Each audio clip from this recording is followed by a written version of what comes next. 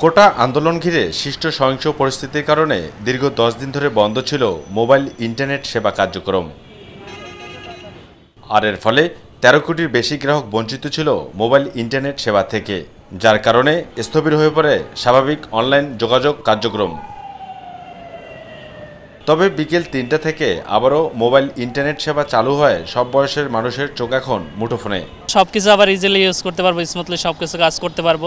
অনলাইনে ঢোকার পরে দেখলাম নেট আসছে এবং একটা স্বস্তি ফিরে আসছে। ঠিক আছে, সরকার যেন নেটটা সবসময় চালু রাখে, আমরা যেন আমাদের পরিবার, বাপ মা, ভাই বোন সকলের জন্য সকলের সাথে যোগাযোগ করতে পারি। এতদিন বন্ধ ছিল ইন্টারনেটটা, এই কারণে আমরা অনেক ভোগান্তিতে পড়ছিলাম। বাইরে আমার বড় ভাইরা আছে, তাদের সাথে যোগাযোগ করতে পারছি, আমার খুবই ভালো লাগছে, খুব আনন্দ লাগছে আর কি। দীর্ঘদিন পর মোবাইল ইন্টারনেট সেবায় চালু হয় স্বস্তিতে সাধারণ মানুষ নিচ্ছেন দেশ বিদেশের খবরাখবর।